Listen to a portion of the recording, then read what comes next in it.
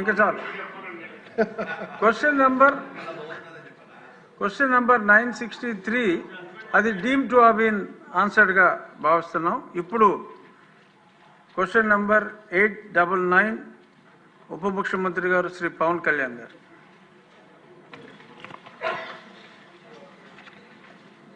నమస్కారం అధ్యక్ష. గౌరవ సభ్యులు శ్రీ గల్లమాధవ్ గారు అడిగిన దానికి మొదటి ప్రశ్నకి ప్లాస్టిక్ జీవరాశులు ప్లాస్టిక్ కాలుష్యం యొక్క దుష్ప్రభావాలను అనుభవిస్తున్నాం. ఇది ప్రధాన ప్రజా ఆరోగ్య సమస్యగా మారింది. ప్లాస్టిక్ కాలుష్యం తగ్గించడానికి కానీ దాని సమస్య వివరాలు ఏమిటని చెప్పడానికి BNCకి ఆంధ్రప్రదేశ్ ప్రభుత్వం environment, forest and science and technology department రాష్ట్రం మొత్తం మీద ఒక్కసారి మాత్రమే వినియోగించే ప్లాస్టిక్ వాడకాన్ని నిషేధిస్తూ ఉత్తర్వులు జారీ చేస్తుంది. అలాగే ప్రభుత్వ ఉత్తర్వులు ఇచ్చిన సూచనలు అమలు చేయాలని municipal administration, urban development, Panchayati Raj వంటి అన్ని శాఖలను, ఇతర శాఖాధిపతులను కూడా జిల్లా కలెక్టర్లను ఆదేశించడం అయింది. ఒక్కసారి మాత్రం వినియోగించే ప్లాస్టిక్ వస్తువుల విక్రయాలను అరికట్టేందుకు తనిఖీలు నిర్వహించడానికి జిల్లా స్థాయి టాస్క్ ఫోర్స్ కమిటీలను ఏర్పాటు చేయాలని కలెక్టర్స్కి డైరెక్షన్స్ ఇవ్వడం జరిగింది. ప్రభుత్వ నిబద్ధతను ప్రదర్శించే ఉద్దేశంతో రాష్ట్ర ప్రభుత్వం సచివాలయం మొత్తం ప్లాస్టిక్ రహిత జోన్గా ప్రకటించింది. ఈ ప్లాస్టిక్ సీసాలకు బదులుగా గాజు సీసాల్లో తాగునీటిని సరఫరా చేయడానికి ప్రత్యామ్నాయ ఏర్పాట్లు చేయడం అయింది. అలాగే ఆంధ్రప్రదేశ్ కాలుష్య నియంత్రణ మండలి వేరు చేయబడిన ప్లాస్టిక్ వ్యర్థాలను ప్రత్యామ్నాయ ఇంధన వనరుగా, ఆల్టర్నేటివ్ ఫ్యూల్ రిసోర్స్గా ఉపయోగించేందుకు 8 సిమెంట్ కోక్ ప్రాసెసింగ్ ప్లాంట్లకు 46 ప్లాస్టిక్ వ్యర్థ రీసైక్లర్స్కు అనుమతించింది. ఏపీ పొల్యూషన్ కంట్రోల్ బోర్డు ద్వారా ఆంధ్రప్రదేశ్ ప్రభుత్వం ఒకేసారి మాత్రం వినియోగించే సింగిల్ యూజ్ ప్లాస్టిక్లు బదులుగా పర్యావరణ అనుకూల ప్రత్యామ్నాయాల వినియోగాన్ని ప్రోత్సహించాలని భాగస్వామ్య శాఖలన్నింటినీ ఆదేశించింది. అలాగే రాష్ట్ర ప్రభుత్వం సర్క్యులర్ ఎకానమీ కార్యక్రమాల్లో భాగంగా రాష్ట్రంలో ప్రాంతాల వారీగా సర్క్యులర్ ఎకానమీ పార్క్స్ని ఏర్పాటు చేయాలని ప్రతిపాదించింది.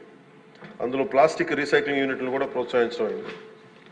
అలాగే ఫిక్స్డ్ క్యాపిటల్పై 75% వరకు ఒక్కసారి మాత్రమే వినియోగించే ప్లాస్టిక్ అదనపు ప్రోత్సాహకాలు అందించడం ద్వారా ప్రత్యామ్నాయ బయోడిగ్రేడబుల్ వస్తువుల్ని తయారు చేసే పరిశ్రమల్ని ప్రోత్సహించడం అవుతుంది. పౌరుల్లో అవగాహన కల్పించడం దీంట్లో చాలా కీలకమైన అంశం అధ్యక్ష. ప్రభుత్వ విధానాన్ని అమలు చేయడంలో పౌరులు కూడా చాలా క్రియాశీలక పాత్ర వహించాలి. సో ఇందాక లాస్ట్ ఫ్యూ మంత్స్గా మేము చేస్తున్న ఎక్సర్సైజ్ కానీ ఇవన్నీ ఒకసారి సభ దృష్టి కూడా తీసుకొస్తున్నాం అధ్యక్ష. ఉదాహరణకి మీరు ఫ్లెక్సీస్ ఎందుకు ప్రభుత్వం తరఫు నుంచి అన్ని చేయగలుగుతున్నాం, కానీ దీంట్లో పౌరులు ఒక బలమైన భాగస్వామ్యం తీసుకోకపోతే మటుకు ఇది ముందుకు తీసుకెళ్ళడం చాలా అది మనం ఎంతసేపు ఆదేశాలు ఇస్తున్నాం కానీ కింద దాకా ఎందుకు ఆ పొల్యూషన్ సింగిల్ యూజ్ ప్లాస్టిక్ ఎందుకు ఎందుకు దాన్ని ఇంప్లిమెంట్ చేయలేకపోతున్నటానికి ఇది మనందరికి కూడా ఒకసారి ముఖ్యంగా పొలిటికల్ పార్టీస్ కానీ ఈ ఫ్లెక్సీస్ వల్ల ఏం జరుగుతుందంటే అధ్యక్ష, ఇది ఒక ప్లాస్టిక్ మన అందరి దైనందిన అంటే డే టు డే జీవితంలో చాలా అంతర్భాగం అయిపోయింది. కూరగాయల్లో వాటి దగ్గర నుంచి నీళ్ళ బాటిల్స్ కావచ్చు, ఇయర్ బడ్స్ కావచ్చు, ప్లాస్టిక్ ప్లేట్స్, ప్లాస్టిక్ గ్లాసెస్ ఇవన్నీ సౌకర్యం కలిగిస్తున్నాయి. కానీ ఈ టెంపరీ సౌలభ్యం ఇది పర్యావరణాన్ని కలుషితం చేసుకుంటా చివరికి ఇది ఏ స్థాయికి వెళ్ళిపోయిందంటే ఇది ఒక్క ప్లాస్టిక్ మనం భూమిలో మనం ఇమ్మటానికి కనీసం 300 years పడుతుంది అధ్యక్ష. మనం వాడుతున్న ప్రతి ప్లాస్టిక్ అది ఈరోజు ఏమవుతుందంటే మనం పాలు తాగుతున్న పశువుల కడుపులోకి వెళ్ళిపోతుందో, లేదంటే మనం తినే ఆహారంలో భాగం అవుతుంది. అలాగే ఇప్పుడు ప్లాస్టిక్ విషయం తల్లి గర్భంలో కూడా పశువుల కడుపులోకి పుట్టే పసికందుల రక్తంలోకి చేరిపోయింది. ఆంధ్రప్రదేశ్లోనే చాలా సందర్భాలు ఆవుల కడుపులో సుమారు 60 నుంచి 70 కిలోల ప్లాస్టిక్ తొలగించిన సంఘటనలు నమోదయ్యాయి. ఇలాంటివన్నీ అందుకని మాకు లైఫ్ స్పాన్ ఈ ముఖ్యంగా స్టైరోఫోమ్ అయితే 500 years కానీ పట్టదు, అది పడుతుంది దాన్ని అవడానికి భూమిలో కలవడానికి. Plastic bag, plastic straw, plastic bottles minimum plastic bag 10 to 20 years, plastic straw అయితే 200 years, ప్లాస్టిక్ బాటిల్ అయితే ఏకంగా 450 పైచిలకు సంవత్సరాలు. సో ప్లాస్టిక్ పూర్తిగా భూమిలో కలిసిపోవట్ల. అది మోస్ట్ డేంజరస్ ఏంటంటే చిన్న చిన్న ముక్కలుగా విడిపోయి మైక్రో ప్లాస్టిక్, నానో ప్లాస్టిక్స్ రూపంలో నేల, నీరు, గాల్లో ఇప్పటికీ ఉండిపోతున్నాయి. ఇటీవల అధ్యయనాల్లో కూడా ముఖ్యంగా తల్లిపాలలో కూడా మైక్రో ప్లాస్టిక్ ఉన్నాయని తెలియజేస్తూ ఉన్నది. సో వీటన్నిటికీ సంబంధించి మేము ఒక నెక్స్ట్ 2-3 monthsలో చాలా ఒక డీటెయిల్ అనాలిసిస్, డీటెయిల్ ప్లాన్తో వస్తున్నాం అధ్యక్ష, ఒక యాక్షన్ ప్లాన్ తోటి. అది మీకు తెలియజేస్తాం. ఇప్పుడు ఉదాహరణకి పంచాయతీ ద్వారా మేము ఏం చేస్తామంటే స్వచ్ఛందం అనే కార్యక్రమం పెట్టాం. ఈ ఏవైతే ప్లాస్టిక్ వ్యర్థాల నుంచి నిత్యావసర వస్తువులు పొందుతూ ఉన్నారు, ఇది ఒక అవగాహన పెంచుతున్నాం. ఈ చెత్తను సేకరించి అలవాటుని పెంపొందింపజేస్తున్నాం. ఉదాహరణకి ప్లాస్టిక్ ఫ్రీ తిరుమలలో కాన్సెప్ట్ ద్వారా, అంటే ఒక టెంపుల్, మనం తిరుమలకి వెళ్తే ఈరోజు మనం వెళ్ళి చూస్తే భక్తులు ఎవరు బాటిల్స్, కవర్స్ తీసుకెళ్ళకుండా ప్రత్యామ్నాయం గాజు సీసాలు, పేపర్ క్లాత్స్, బ్యాగ్స్ వాడుతున్నారు. సో లక్షలాది భక్తులు క్రమశిక్షణతో ఈ నియమాన్ని పాటిస్తూ ఉన్నారు. సో మన రోజువారీ జీవితంలో ప్లాస్టిక్ ప్రత్యామ్నాయంగా చెరుకు పిప్పి, తాటాకులు కానీ, వెదురు ఇట్లాంటి ఇత్యాది బయోడిగ్రేడబుల్ తోటి సేమ్ ఇదే తయారు చేసుకోవచ్చు. సో ప్లాస్టిక్ని నిరోధించాలంటే ముందుగా మూలాలపై దృష్టి సారించాలి. దానికి ప్రత్యామ్నాయ పరిశ్రమలకి సర్క్యులర్ ఎకానమీ పెద్దపీటలు వేయాలి. సో ఆ దిశగా గౌరవ ముఖ్యమంత్రి గారు కూడా వాటిని ముందుకు తీసుకెళ్తారు ఈ పథకాల ద్వారా. అలాగే పర్యావరణ పరిరక్షణ మా సహకారాన్ని అందిస్తూ ఉన్నాం. దీన్ని అందరూ సద్వినియోగం చేసుకోవాలి. కానీ దీన్ని ప్రజలు కీలకమైన భాగస్వామ్యం ప్రజల్లోనే ఉంది. అలాగే ప్రత్యేక ప్రోత్సాహాలు విస్తృతంగా అమలు చేయడం ద్వారా పారిశ్రామిక వర్గాలను ఆకర్షించాలి. అప్పుడు ప్రజల ఆలోచన విధానంలో కూడా మార్పు అవసరం. ముందుగా మనకి యాజ్ ఎమ్మెల్యేస్గా కానీ, గౌరవ ప్రతినిధులుగా కానీ, ఇది మనందరం ఒకసారి మీ దృష్టి ద్వారా అందరికీ గౌరవ సభ్యులందరూ తెలియజేస్తాం దీక్ష.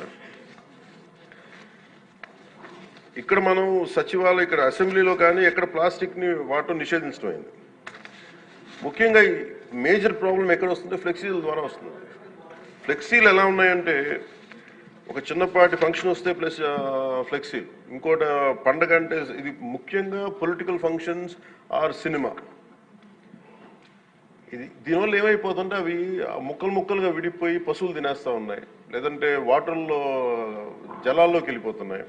ఇది ఒక పెద్ద ఇష్యూ అయిపోయింది. అందుకని మీ ద్వారా గౌరవ శాసనసభ్యులకు కూడా ముందు గౌరవ ప్రజాప్రతినిధులు కనుక నిజంగా కొంత పాటించగలిగితే, అంటే ఫ్లెక్సీలు కూడా బయోడిగ్రేడబుల్, ఒకసారి ఫ్లెక్సీల్ని గత ప్రభుత్వం కూడా బ్యాన్ చేయడానికి ప్రయత్నం చేసింది. అది ఒక ఎంప్లాయ్మెంట్ ఇష్యూ అవుతుంది. చాలామంది దాని మీద ఆధారపడిన వ్యక్తులు ఉన్నారు. అందుకని బయోడిగ్రేడబుల్ ఫ్లెక్సీస్ని ఎలా తయారు చేయాలని కూడా ఒక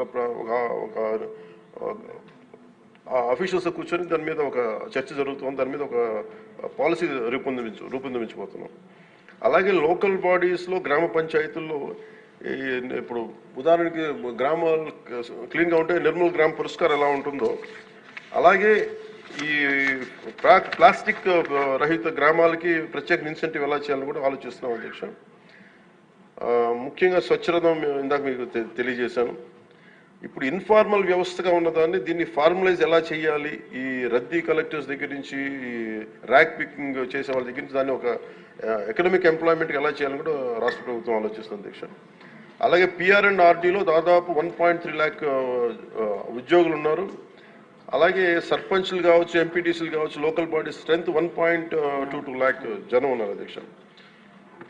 సో వీళ్ళందరినీ కలుపుకొని we want create one motivation program, ఒక అవగాహన సదస్సులు ముందు ప్రజాప్రతినిధులు అందరికీ ఇచ్చి దాన్ని అది ప్రజల్లోకి తీసుకెళ్లాలని చాలా చిత్తశుద్ధితో ఉన్నాం, త్రికరణ శుద్ధిగా ఉన్నాం. అలాగే 13,326 పంచాయతీల్లో దాదాపు ఇప్పటికి 10,800 డంపింగ్ యార్డ్స్ ఉన్నాయి. వీటికి యూటిలైజేషన్లో స్టాండర్డ్ ఆపరేటింగ్ ప్రొసీజర్ని కూడా తీసుకెళ్తున్నాం అధ్యక్ష దీనికి. అందుకని ఇది ప్రజల్ని భాగస్వామ్యం చేసేలాగా, అంటే వీఆర్ వెరీ క్లియర్, చాలా స్పష్టంగా ఉన్నాం. ప్రత్యేకించి ఇది ఈ పర్యావరణ శాఖ కింద ఉంది కాబట్టి, నేను దీన్ని బాధ్యత వహిస్తున్నాను కాబట్టి మీ అందరి సహకారం కావాలి అధ్యక్ష. దీన్ని ఇంకొక మీ దగ్గర నుంచి కోరేది కూడా ఏంటంటే, on record I would like to say, ఇంకొక నెక్స్ట్ అసెంబ్లీ సెషన్లో పర్యావరణం మీద లేదంటే కాలుష్యం మీద మీరు ఒక ప్రత్యేకమైన చర్చ జరగాలి దీని మీద. ఎందుకంటే ఇది అవగాహన మీరు చూస్తే చాలా చాలా కీలకం. ఇది మనం డబ్బులు చూస్తున్నా, అభివృద్ధి చూస్తున్నా, కానీ తద్వారా వచ్చే కాలుష్యం ఏంటో మనం చూడట్లేదు. నిజంగా మనం తాగే పాలలో కూడా అంత కాలుష్యం పెరిగిపోయింది, తిండిలో కాలుష్యం పెరిగిపోయింది, క్యాన్సర్స్ పెరిగిపోతూ ఉన్నాయి. ఇది గౌరవ సభ్యులు దీన్ని ప్రస్తావించినందుకు దీన్ని మనస్ఫూర్తిగా వారికి నా అభినందనలు, ధన్యవాదాలు తెలియజేసుకుంటున్నాను సార్ అధ్యక్షులు. Thank you.